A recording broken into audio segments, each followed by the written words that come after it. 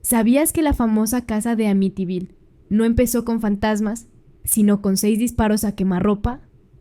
A las 3:15 de la mañana del 13 de noviembre de 1974, toda una familia fue borrada del mapa. Solo un año después, otra familia compró la misma casa y duró 28 días antes de salir corriendo y dejarlo todo atrás. ¿Fueron los muertos quienes los asustaron o fue la codicia quien realmente poseyó la casa? Hoy vamos a separar los hechos reales de la ficción de Hollywood.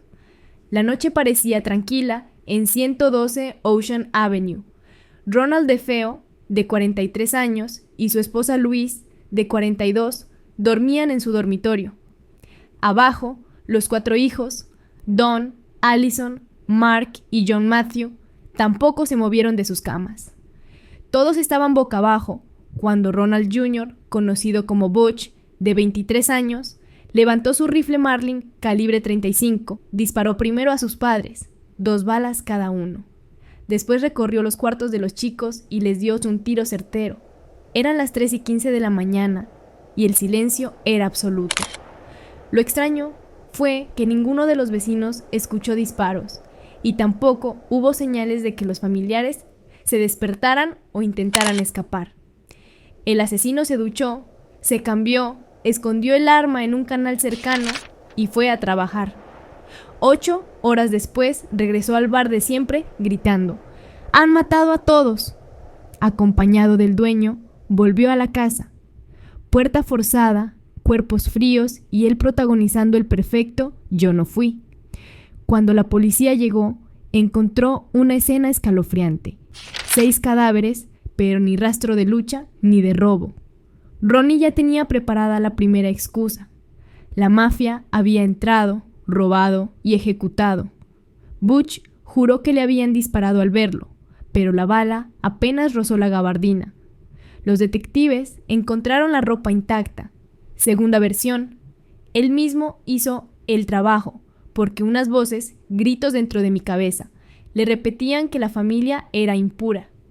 El forense no halló drogas duras en sangre, solo analgésicos.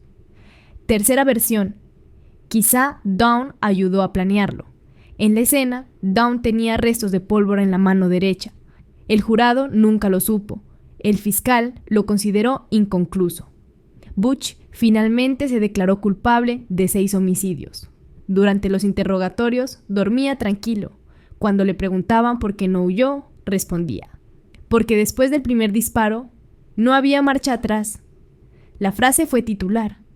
El caso saltó de misterio local a espectáculo nacional en menos de una semana. El juicio fue corto.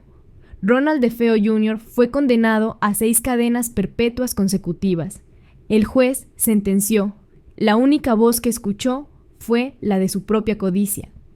Butch, de 23 años, besó el crucifijo del bolsillo y dijo: «Que Dios me perdone».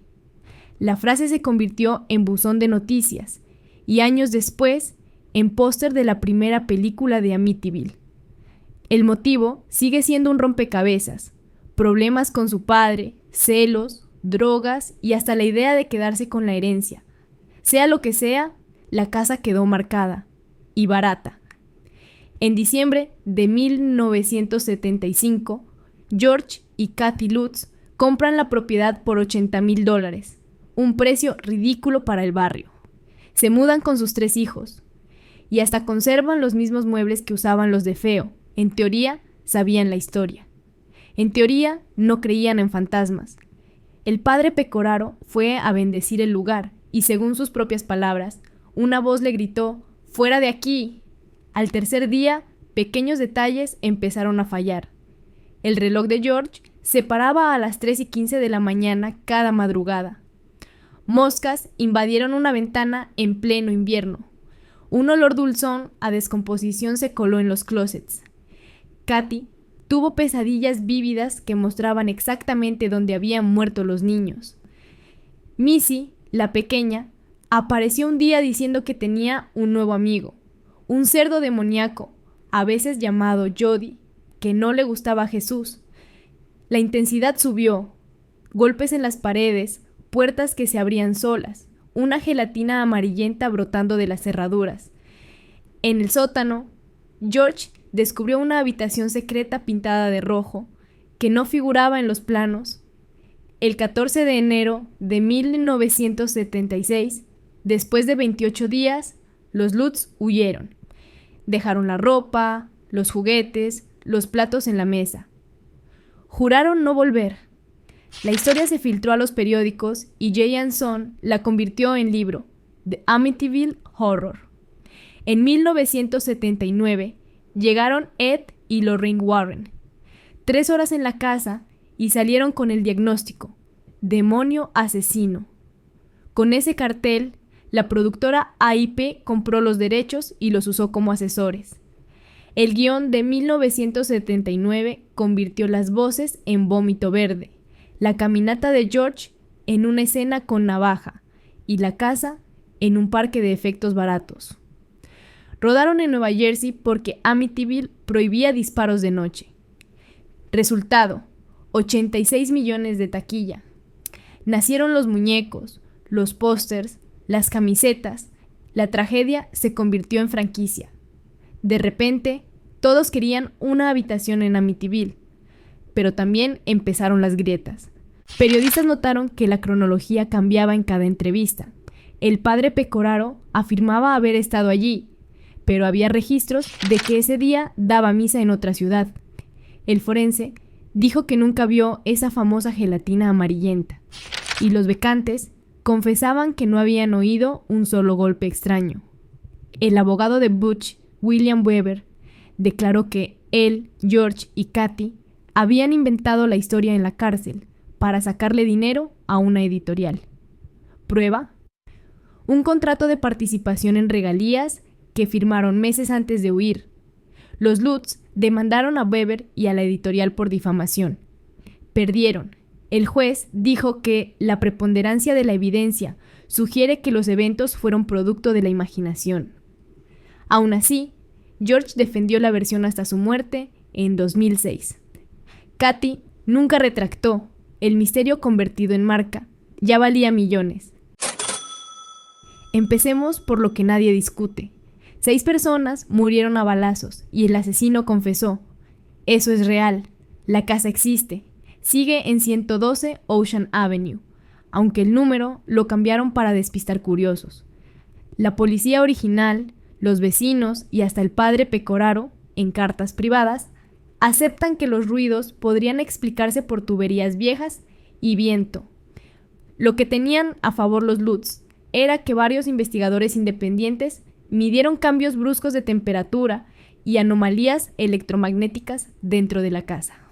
También hay constancia de que George se despertaba a las 3:15 de la mañana. Sus propios amigos lo vieron, y la familia abandonó patrimonio de valor. Difícil decisión si solo buscaban fama. Lo que tienen en contra es que ninguna evidencia fotográfica ni de audio convenció a la comunidad científica. Los horarios cambiaban, los nombres de los testigos también, y el dinero fue constante. $300,000 por el libro, más 5% de las regalías de la película.